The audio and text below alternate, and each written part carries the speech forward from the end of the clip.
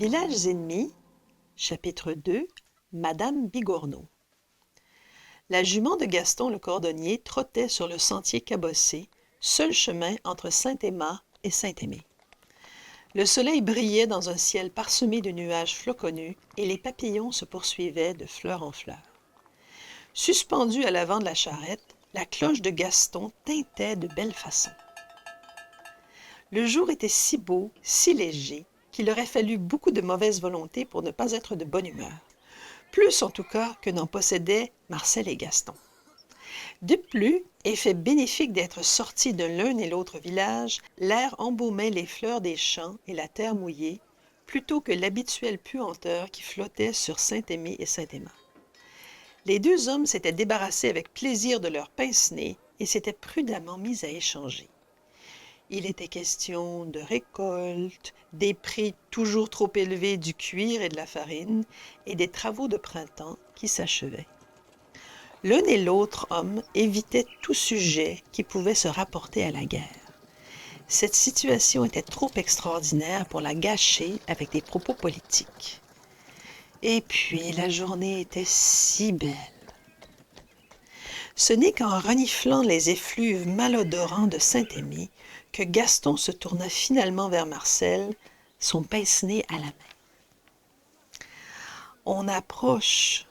Vaudrait peut-être mieux que vous descendiez ici au bas de la côte. » La voix du cordonnier était uniforme, mais on voyait bien qu'il n'était pas heureux de faire marcher son compagnon sur sa cheville blessée. « Oui, il va bien falloir, » fit Marcel avec un sourire résigné. Il avait tiré son pince-nez en même temps que Gaston. Il l'ajusta, en soupirant, souleva son épaisse carcasse de boulanger et descendit. Gaston s'approcha de lui et décrocha un long bâton placé sous sa charrette. « Tenez, appuyez-vous là-dessus. »« Ah, merci, » répondit Marcel, toujours étonné de la gentillesse du cordonnier. Gaston sourit. « Si j'étais dans le besoin, j'aimerais bien qu'on m'aide, moi aussi.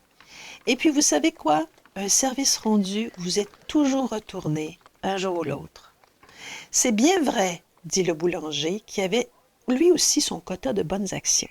« Je vais prendre le petit chemin qui est juste ici et aller cacher la charrette à côté de la palissade. Je vous ramasserai au bas de la montée du village quand vous redescendrez.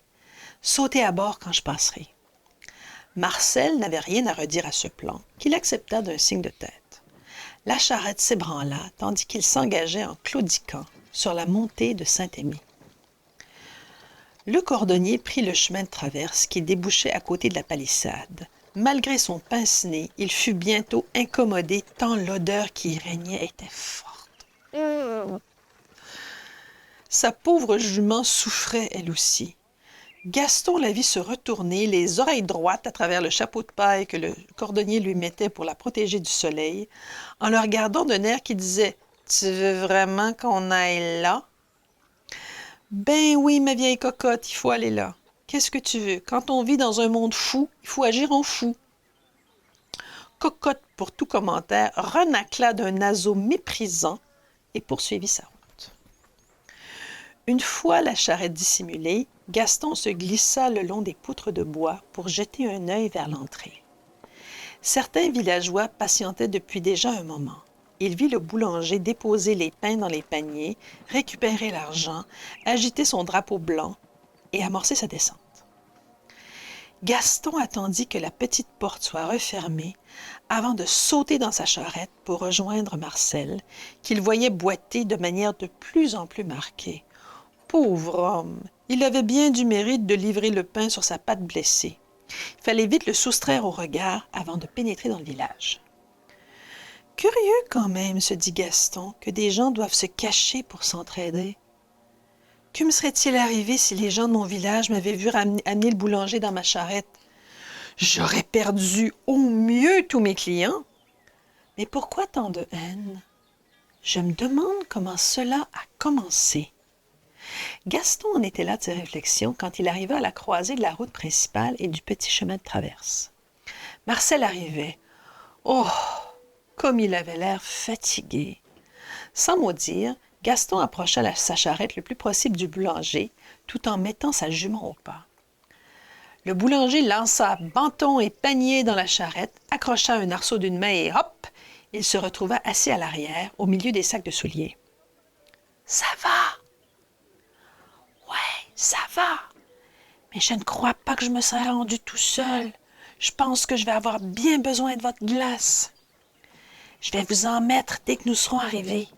En attendant, cachez-vous. Nous arrivons à l'entrée. » Le cordonnier s'apprêtait à aller ouvrir la grande porte du village pour faire passer sa charrette lorsqu'une voix l'interpella. « Hé! Gaston! » Le cordonnier aperçut avec terreur la vieille Adélaïde Bigorneau, installée au pied d'un gros buisson, qui lui faisait signe. « Oh non! Que faites-vous là, Madame Bigorneau?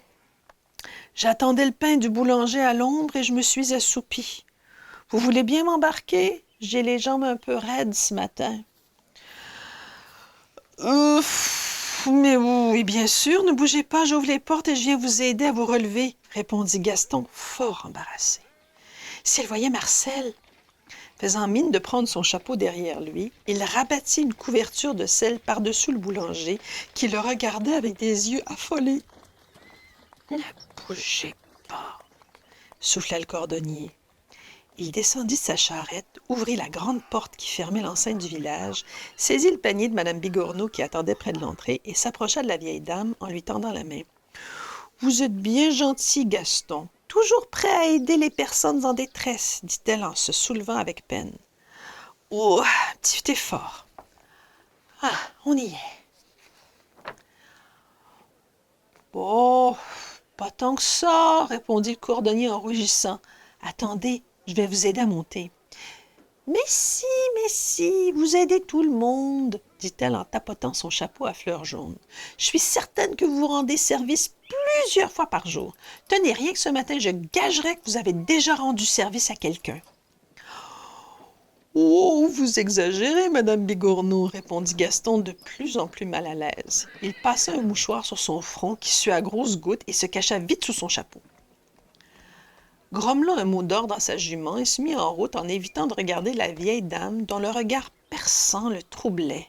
« Seigneur, quelle malchance! »« Alors, fit Madame Bigorneau d'un ton léger, vous revenez d'en face. »« Comme toutes les semaines. »« Rien de nouveau ce matin? Pas de nouvelles de l'autre côté? »« Non, vous savez, je n'en sais rien, je rentre pas dans le village. » Tout de même, de nous tous, c'est vous qui les connaissez le mieux. Ils vous écrivent, ces gens, non? Bof, on ne peut pas dire que semelle de caoutchouc ou changer le talon, c'est vraiment écrire, vous savez. Même pas le boulanger? Non, même pas lui. Le cordonnier, c'est le cas de le dire, était dans ses petits souliers. Il ne savait plus quoi faire pour cacher son malaise. Vous l'avez vu, le boulanger, ce matin? Questionna à nouveau la vieille dame, tandis que la charrette s'engageait dans le village. Justement, il était très en retard. Vous savez pourquoi? En retard? Ah bon? J'ai pas fait attention. J'ai rien à faire avec ce boulanger, moi. Ah, nous arrivons enfin. Votre maison est bien la 3e sur la gauche? Le pauvre cordonnier tentait désespérément de changer la conversation. Mais oui, vous devriez bien le savoir. Il y a bientôt 84 ans que j'habite là. Ah oui, tiens, c'est bête, j'avais oublié. Je me demande bien ce que vous avez aujourd'hui. Gaston était si mal à l'aise que le ton moqueur de la vieille dame lui échappa. Il était bien trop occupé à se cacher dans son chapeau. « Je travaille peut-être beaucoup, » dit-il en descendant de son siège. C'est vrai qu'à force de rendre service... Gaston ne répondit pas à cette dernière remarque. Il tendit la main à Mme Bigorneau sans mot dire et l'aida à s'extirper de la charrette. La vieille dame s'appuya sur son bras un instant pour lui murmurer à l'oreille. « Quand vous cachez un boulanger dans votre charrette, faites attention de cacher aussi ses paniers à pain. »« Au revoir, Gaston, et merci encore, » ajouta-t-elle à voix haute. La vieille dame pénétra sans un regard en arrière dans sa maison, laissant le cordonnier tout effaré devant la porte. Gaston serait resté planté là si un léger bruit dans sa charrette ne lui avait rappelé le boulanger. Il fallait réparer les souliers au plus vite et le sortir du village avant que le bruit ne se répande. Si les gens trouvaient le boulanger chez lui, ils seraient capables de lui faire du mal. Vite, Gaston grimpa dans sa charrette et fit claquer sa langue. « Tout va bien, » murmura-t-il tandis que le clic-clac des sabots de sa jument couvrait sa voix. 2 minutes plus tard, il atteignait sa petite maison avec l'atelier de cordonnerie attenant. La maison se dressait tout contre le mur d'enceinte du village, si bien que le cordonnier n'avait aucun voisin. La cour était plantée de quelques arbres qui l'assombrissaient, mais ce matin, Gaston n'allait surtout pas se plaindre de l'absence de lumière. Il arrêta la jument devant la porte de l'atelier en lui faisant d'abord faire un grand cercle pour la préparer à ressortir, sauta à terre, ouvrit la porte de l'écurie et saisit un seau d'eau ainsi qu'un sac de carottes. Cocotte l'observait d'un air indigné sous son chapeau de paille. « Quoi? Tu ne me dételles pas? » Puis elle vit le sac de carottes, renacla pour la forme et plongea la tête dedans après avoir bu copieusement. « Ah, ça va, ne fais pas cette tête !» protesta le cordonnier d'un ton plaintif. « Tu trouves pas que j'en ai assez sur les bras? » Le nez dans ses carottes, la jument ne daigna pas lui répondre. Gaston se dirigea vers l'arrière de la charrette et souleva la couverture qui recouvrait le boulanger. Si le cordonnier était encore rouge de la confusion dans laquelle l'avait plongé Mme Bigorneau, le boulanger, lui, était vert de peur.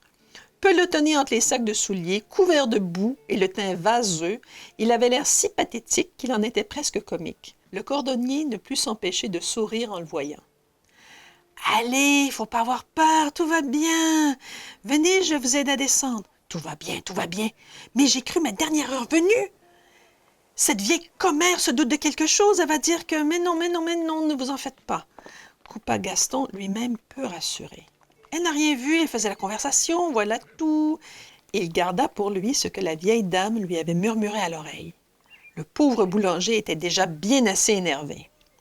De fait, ce n'est que lorsque Gaston eut fait entrer le boulanger dans l'atelier, l'eut installé dans un fauteuil avec sa cheville sandwichée entre un coussin et une bouillotte de glace, et lui eut servi une pinte de sa bière maison que Marcel commença enfin à respirer. La bière de Gaston était bonne, une vieille recette qui lui venait de son grand-père, et le boulanger en avala quelques gorgées avec appréciation. « En voilà toute une aventure, fit-il d'un ton un peu plus enjoué. Gaston lui sourit en retour. « Oui, et dire qu'il n'est que 8h30 du matin. Je me demande ce que le reste de la journée va nous apporter. »«